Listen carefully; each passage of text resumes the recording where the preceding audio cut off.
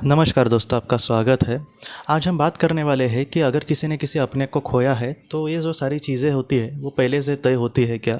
जैसे अगर किसी ने किसी अपने को खोया है तो हम बहुत बार हमें यही लगता है कि काश ऐसे होता तो क्या वो बच जाते, या फिर बहुत लोग मुझे ये भी कहते हैं कि मैं एक अच्छे अस्पताल में उनको लेकर गया होता तो क्या वो बच जाते। तो इन सारी चीज़ों का, इन सारे सवालों का आज हम जवाब ढूंढने की कोशिश करेंगे। तो इस तरीके से मैंने अब तक जितने केसेस देखे हैं दोस्तों, अगर किसी का किसी ने किसी अपने को खोया है तो ज़्यादातर यही देखा गया है कि ये जो सारी चीज़ें हैं वो पहले से तय होती है।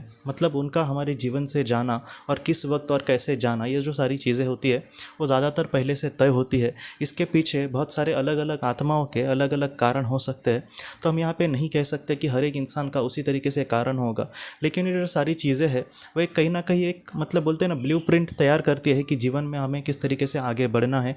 वो जो सारी चीज़ है वो हमारे सामने कैसा इम्पैक्ट लाएगी और हम उस तरीके से उसका कैसे स्वीकार करेंगे और जीवन में आगे बढ़ेंगे, ये उस आत्मा के लिए उस वक्त बहुत ही ज़्यादा महत्वपूर्ण होता है। जैसे मैं एक आत्मा के स्वरूप में हूँ, तो ऐसे वक्त में मेरा एक विकास स्तर होगा और मेरे लिए ऐसी बहुत सारी बातें होंगी जो अभी सीखना बाकी है। तो ऐसे वक्त में मैं ऐसे जीवन का चयन करूँगा जो भी चीज़ें मुझे सीखनी है, और उसका बाद में एक स्ट्रक्चर बिठाया जाएगा और उस तरीके से उस आत्मा को, मेरी आत्मा को या फिर आपकी आत्मा को जीवन में आगे बढ़ना होगा। और उस तरीके से स्ट्रक्चर हम बिठाते हैं और हमारी मार्गदर्शक आत्मा जो होती है उसको हमारे बारे में सब कुछ पता होता है। तो ऐसे वक्त में वो सारी चीज़ें चयन करती है कि जैसे तुम्हारा बचपन कैसे होगा, तुम्हारा जवानी कैसे होगी, जवानी के दिन किस तरीके से तुम्हें अपने जीवन में आगे बढ़ना होगा, उसके बाद बुढ़ापे में तुम्हें कैसे कर्म करने हैं। इन सारी चीज़ों का एक कहीं ना कहीं स्ट्रक्चर बिठाया जाता है। हमारे जीवन में सारी चीज़ें उस तरीके से आएंगे, लेकिन हम रिएक्शन क्या करेंगे ये किसी को भी पता नहीं होता, हमारी भी आत्मा को नहीं और उनकी हमारे मार्गदर्शक आत्मा को भी नहीं। तो ऐसे वक्त में मेरे जीवन में अगर किसी बड़े दुख का मैं चयन करता हूँ या फिर उस वक्त मेरे लिए अगर वो चीज़ महत्वपूर्ण हो, तो ऐसी चीज़ों का चयन उसी वक्त किया जाता है। जैसे मेरा एक कोई सोलमेट है और वो उसका और मेरा इस जीवन में समझो पिछड़ना है, तो ऐसे वक्त में वो सोलमेट और मेरी आत्मा ये डिसाइड करेगी कि हम किस तरीके से एक दूसरे से मिलेंगे, हम किस तरीके से एक दूसरे के साथ रहेंगे और किस तरीके से हम एक दूसरे से जुदा होंगे। तो इन सारी चीज़ों को कुछ इस तरीके से मैं आपको एक समझने के लिए आराम से आप बहुत ही अच्छे से समझ सकते हैं। जैसे एक नाटक होता है, प्ले, उसके पीछे सब कलाकार होते हैं और बाद में जब नाटक चालू होता है तब सब कलाकार अपना अपना रोल निभाते हैं।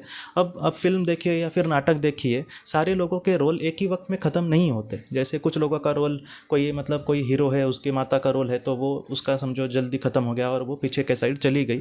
बाद में हीरो का ज़्यादा रोल होगा, हीरोइन का समझो ज़्यादा रोल होगा, या फिर कोई फिल्मों में किसी हीरोइन की या फिर हीरो की पहले ही मौत हो जाती है तो उसका रोल वहाँ पर ख़त्म हो गया और वो पीछे के साइड जाकर शांति से बैठेगी। तो इस तरीके से हमारा जीवन भी चलता है। जब हमारा रोल यहाँ का ख़त्म होता है, ये जो सारी चीज़ें होती है वो पहले से ही तय होती है। जैसे हम नाटक कोई बिठा रहे हैं, नाटक कहीं ना कहीं प्रस्तुत कर रहे हैं, तो ये जो सारी चीज़ें हैं तो पहले से तय होती है। तो इन सारी चीज़ों का ऐसा नहीं है कि वो नाटक ही सच है, उस नाटक में हम अटक नहीं सकते। नाटक ख़त्म होने के बाद जब हम उस कलाकार से जाकर मिलेंगे तो वो उस तरीके से एक दूसरे से बात नहीं कर रहे होंगे। तो ऐसा ही जीवन के भी नाटक में होता है दोस्तों। इस नाटक में हमें नहीं अटकना। जैसे नाटक ख़त्म होने के बाद हमारे जीवन में जो भी लोग आए थे उनका जो रोल था वो ख़त्म हो गया और वो अब नाटक के पीछे जाकर शांति से बैठे हैं। वहाँ पर उनसे कोई भी अपेक्षाएं नहीं करेगा। वहाँ पर वो बहुत ही अच्छे से शांति से होंगे। उनको जिस भी चीज़ की ज़रूरत हो सकता है कि किसी हीरोइन का रोल करने वाले जो पात्र था वो नाटक में बहुत ही गरीब दिखाया था और उसको 2 वक्त का खाना भी नहीं था, लेकिन जब वो पीछे के साइड शांति से बैठी है तब उसके लिए अच्छा अच्छा खाना भी लाया जा रहा है। तो ऐसा ही आत्मा के साथ होता है। ये जो सारी चीज़ें हैं वो पहले से तय होती है और जब उसका रोल ख़त्म हो गया वो चले गए। अब हमारा रोल फिलहाल अभी भी चालू है। जैसे ये नाटक चल रहा है तो इसमें हम अपना रोल बहुत ही अच्छे से निभाए। हम जितना हो सके स्थितप्रज्ञता से रहे, काम क्रोध लोभ को ज़्यादा आने ना दे, जितना हो सके एक अच्छा एक पवित्र इंसान हमें बनने की कोशिश करना होगा। निस्वार्थ रीति से हमें कर्म करने की कोशिश करना होगा। तो ऐसे वक्त में जब हम बहुत ही अच्छे से रोल निभाकर उस दौर में जाएंगे, उस नाटक के पीछे जाकर शांति से बैठेंगे, तो बहुत सारे लोग हमारा स्वागत करने के लिए आएंगे। जैसे हमारा एक कोई बच्चा है, सोचिए आप, और वो बहुत बड़े हिस्सा बहुत बड़े रेस में हिस्सा ले रहा है। समझो, मैं आपको समझने के लिए कह रहा हूँ कि ओलंपिक में हिस्सा ले रहा है। अब वहाँ पर तो हम चले गए ही नहीं, हम टीवी से उस लड़के को देख रहे।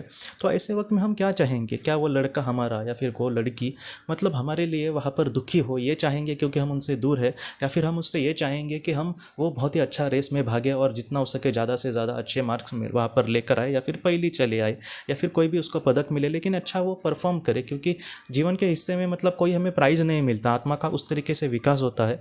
तो हमें किसी को हरा कर आगे नहीं बढ़ना, लेकिन हम जैसे उनसे चाहेंगे चाहेंगे कि वो अपना जो परफॉर्मेंस है वो बहुत ही अच्छे से दे, तो वैसे ही हमारे अपने भी हमसे यही चाहेंगे कि इस जीवन के रेस में हम इस रेस से भागे ना, हम बस उनके पास मतलब देखते ही रहे ना, या फिर उनके लिए दुखी ना हो, क्योंकि कहीं ना कहीं वो बहुत शांति से हमें आज देख रहे हैं।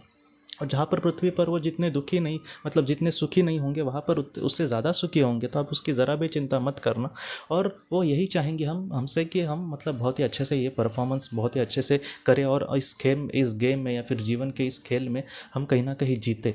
और वो जो हमारा मतलब ये जो ख़त्म हो जाएगा सफ़र, उसके बाद हमारा फिर से नए दौर से सफ़र शुरू हो जाएगा। तो और हम मतलब उस सफ़र में हो सकता है कि वो भी हमारे साथ हो। तो ऐसी चीज़ें हैं, ये जो सारी चीज़ें हैं वो बहुत बार पहले से तय ही होती है।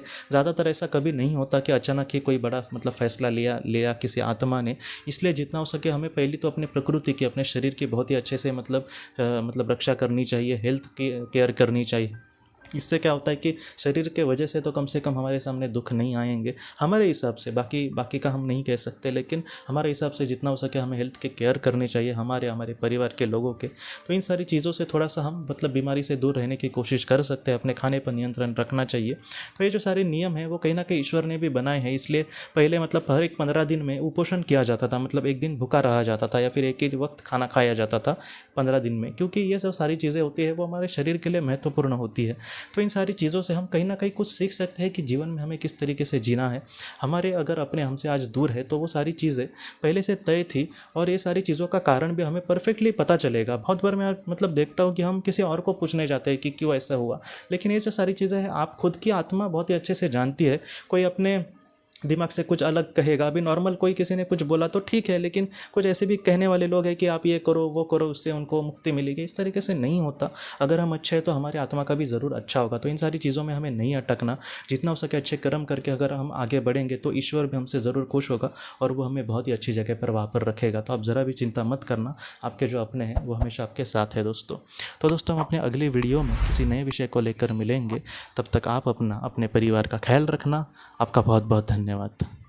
ज़िंदगी की रोशनी ये एक कंसल्टेंसी है जो ऐसे लोगों को मदद करने की कोशिश करती है जिन्होंने किसी अपने को खोया है, या फिर जो लोग अपने जीवन में बहुत ही ज़्यादा दुखी है। जो लोग इस संस्था के साथ जुड़ते हैं उन्हें पास्ट लाइफ रिग्रेशन की ऑडियोज़ भेजी जाएगी, जिससे घर बैठे वह पास्ट लाइफ रिग्रेशन का अभ्यास कर सकते हैं। और उन्हें 5 मेडिटेशन ध्यान की भी ऑडियोज़ भेजी जाएगी, और इसके साथ साथ उन्हें PDF किताबें भेजी जाएंगी जो हिंदी और अंग्रेज़ी में है, जो मोबाइल पर या फिर लैपटॉप पर आप उसे पढ़ सकते हैं।